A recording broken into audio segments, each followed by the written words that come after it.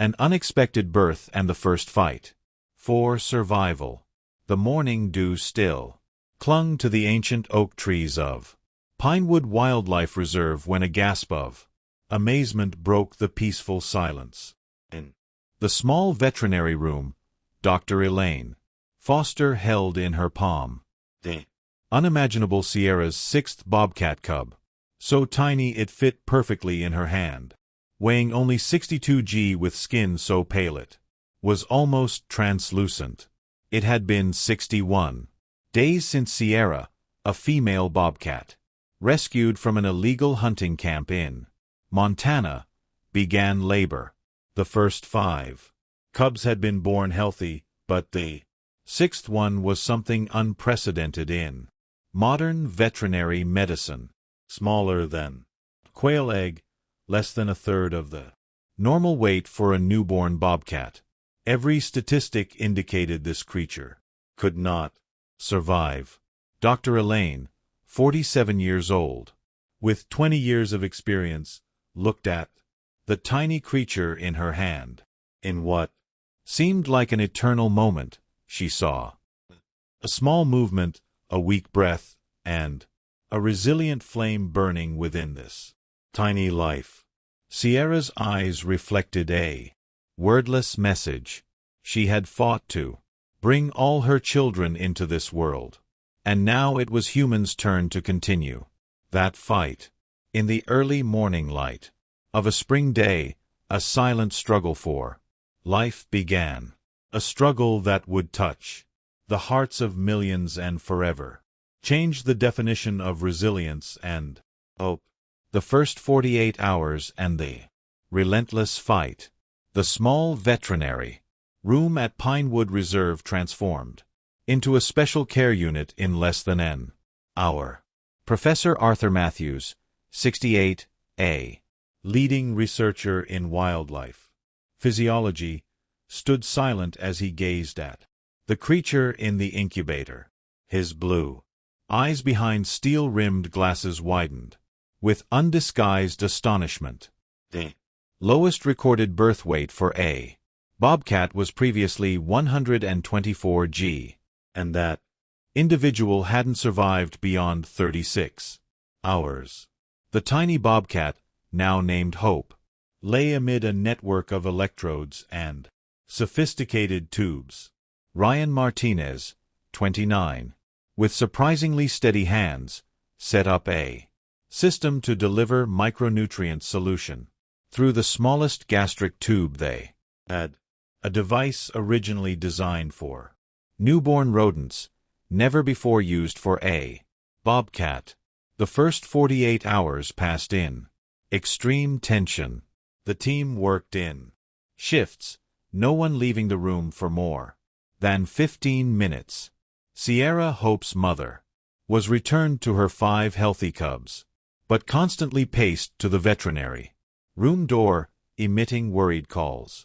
Jessica Wu, the 35-year-old animal behaviorist monitoring Sierra, noted this behavior in her research journal, with the simple phrase, "A mother always knows." On the second night came the greatest challenge. The monitoring screen suddenly emitted a piercing alarm. Hope had stopped breathing. The room fell into deadly silence with only the monotonous beep signaling danger. Elaine didn't hesitate for a second.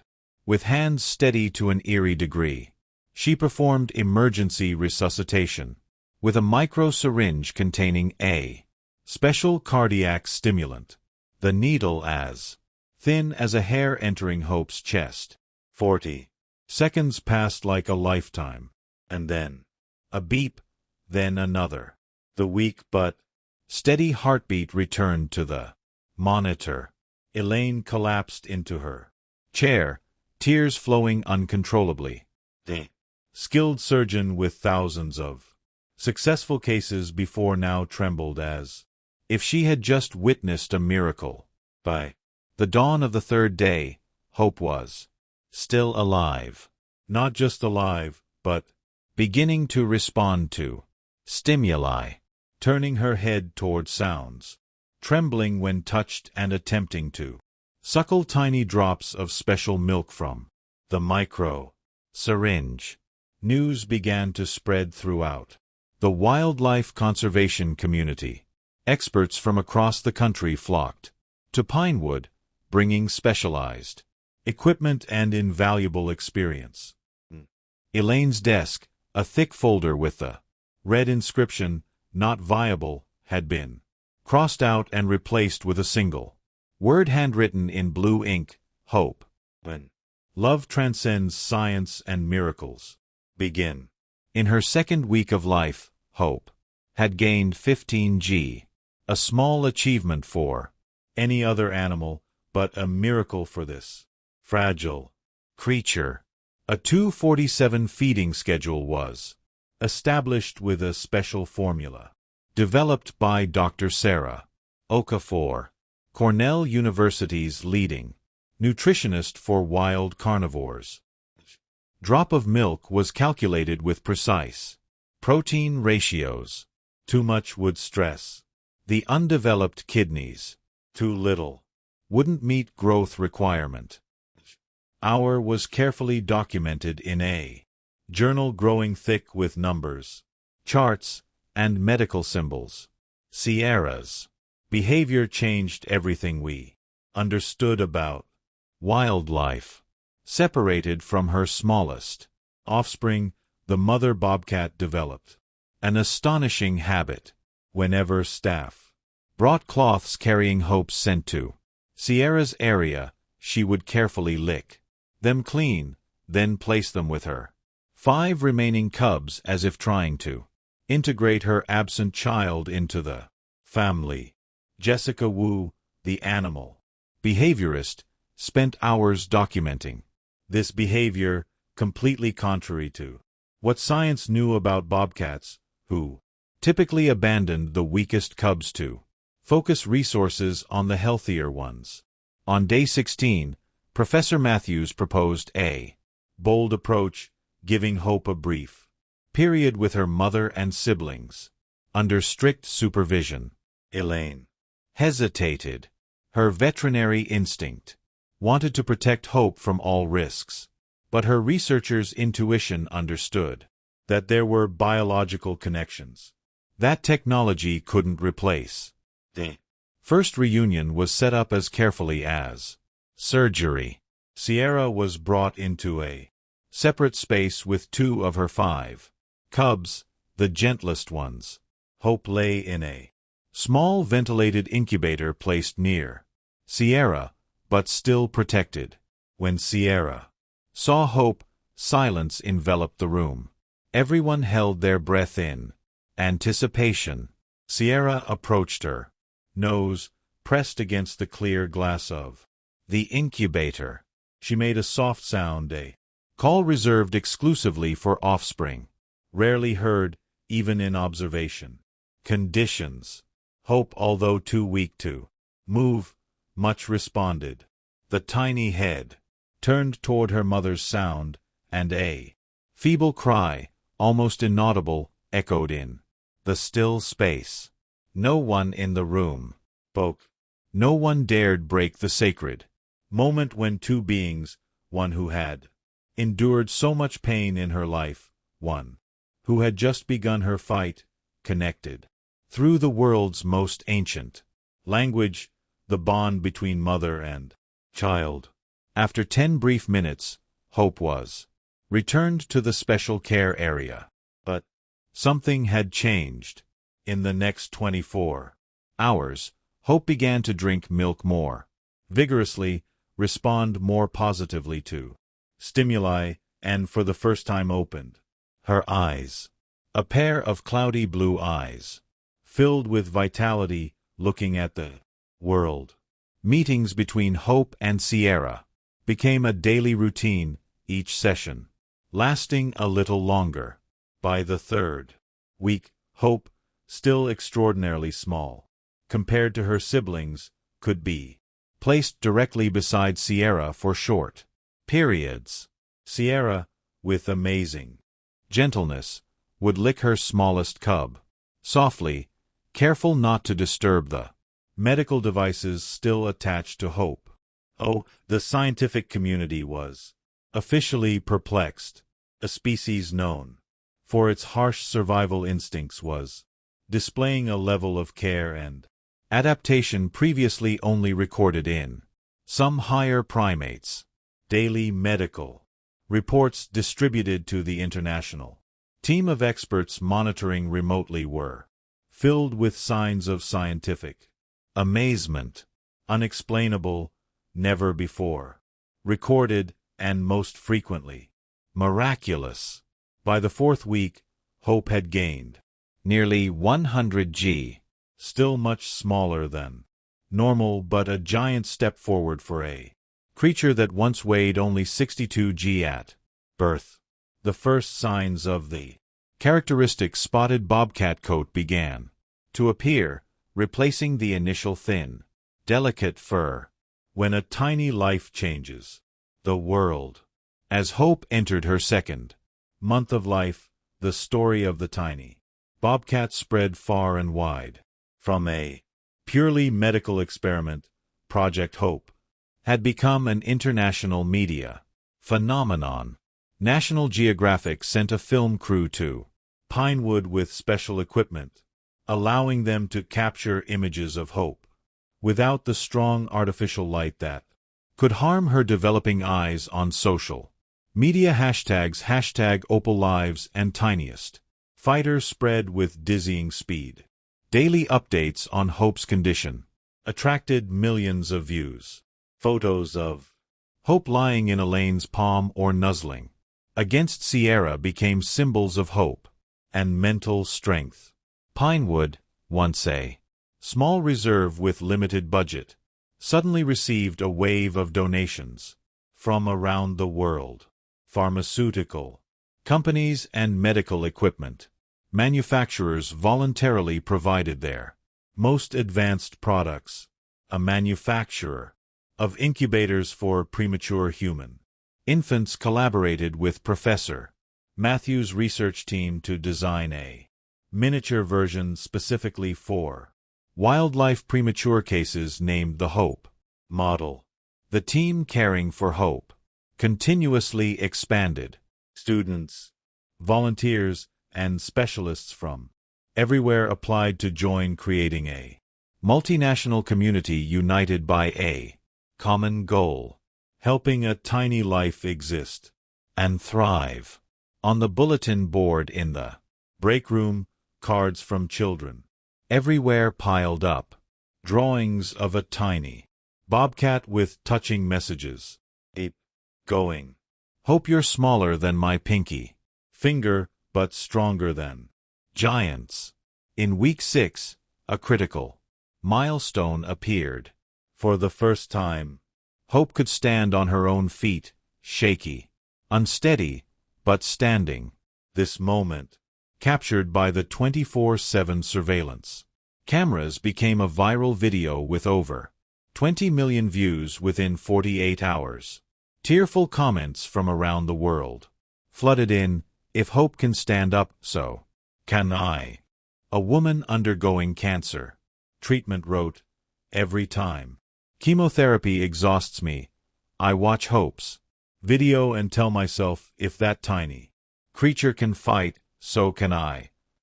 Elaine, who had now become a familiar face on national television with regular updates on Hope, received thousands of letters from people everywhere, from patients fighting disease to parents of premature babies to people going through difficult life phases.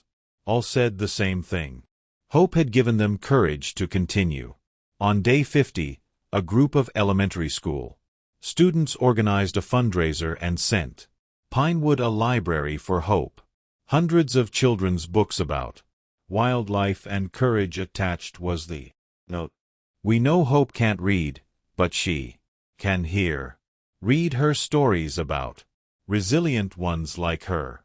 Volunteers began taking turns reading to Hope each day, a mental stimulation method that Jessica Wu believed could help develop Hope's brain. By day 60, Hope could stay, with Sierra and her siblings almost all day, returning to the special care room, only in the evenings for continued supplementary nutrition and monitoring. She was still much smaller than her siblings, but had begun participating in gentle games, practicing hunting with specially designed toys.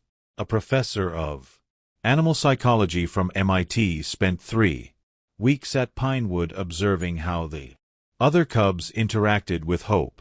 In his subsequent scientific paper, he wrote, "There is an amazing level of adaptation from the entire bobcat family. The cubs not only accept Hope's differences in size and ability, but actively adjust their behavior, playing more gently, waiting, and even showing signs of protective behavior. This isn't just natural instinct, but a form of social intelligence rarely documented in species outside primates." Hope's story began to transcend the realm of science and animal conservation. Leaders cited Hope in speeches about the power of the human spirit. Schools incorporated Hope's story into curricula about resilience and compassion. A children's hospital in Chicago even redesigned its entire special care unit for premature infants, based on the Hope model, creating an environment combining advanced technology and emotional connection. 1 year later, and the journey continues. Dawn on the anniversary of Hope's birth. Pinewood Reserve was no longer a small, little-known place. It had become the Pinewood Hope Center for Wildlife Research and Conservation, with modern facilities and an international team of experts in a special area designed to simulate the natural environment of bobcats with maximum safety. Sierra and her 6 offspring lived. Hope's 5 siblings had developed into healthy young bobcats, their size approaching adulthood, and among them Hope, still a bit smaller, but no less agile and flexible, jumped between rocks and tree trunks. None of us dared dream of this day, Dr. Elaine Foster shared at the anniversary press conference. Behind her, a large screen projected contrasting images, her hand cradling newborn Hope a year ago and Hope now, a small but vibrant bobcat with glossy fur and bright shining eyes. From 62 to 5 feet 4 inches kg, from nearly transparent to completely healthy, Hope didn't just survive. He thrived. Professor Matthews, his hair whiter after a year of stress and dedication, stood beside her with undisguised pride. Hope's legacy will endure long after us. What we learned from this case has saved dozens of other wildlife in the past year. The Hope protocol is now being applied at conservation centers worldwide. But Hope's impact extended far beyond animal conservation. In the past year, the Hope Fund, established from donations, had sponsored research on caring for extremely low birth weight infants in developing countries.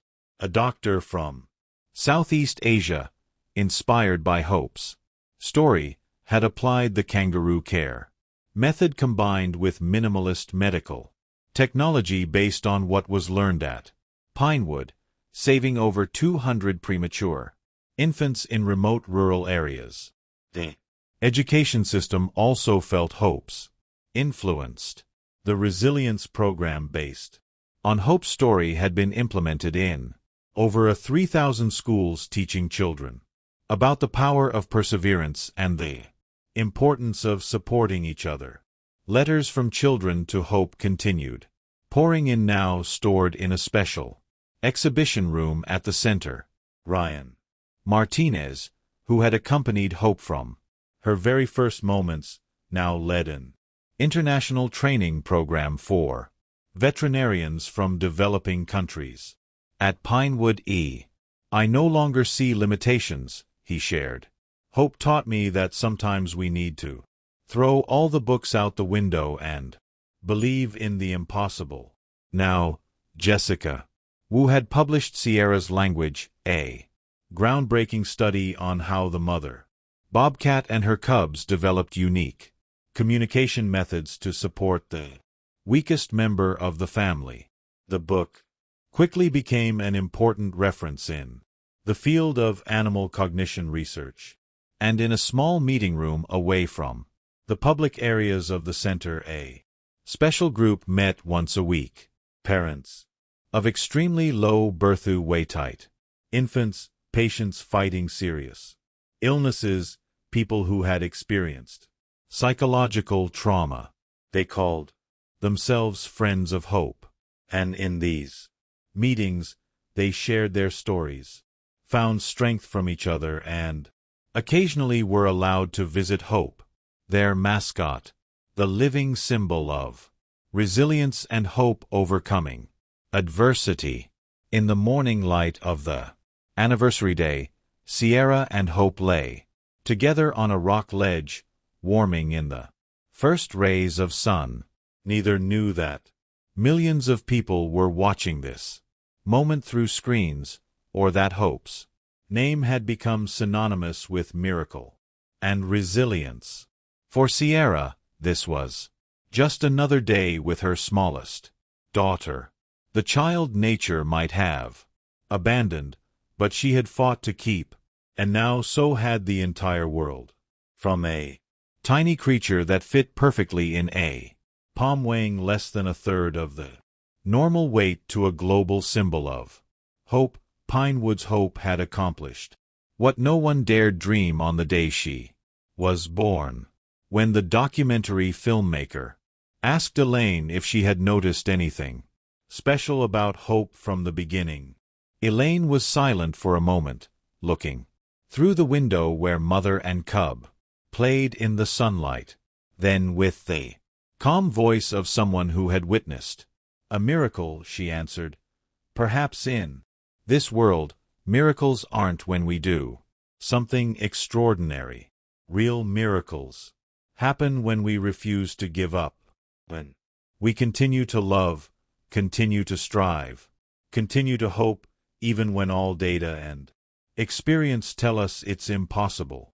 Sierra didn't give up on hope. We didn't give up on hope. And now Hope never gives up on anything she does. On the final day of the documentary, cameras captured Hope, standing at the highest point of her simulated habitat, head held high, looking toward the horizon, as if challenging the very fate that had almost taken her life from the very first moment. In that instant, it seemed not just a small bobcat standing there, but the undying spirit of hope, of resilience, and of the ability to triumph even in seemingly insurmountable adversity. And that was Hope's true miracle.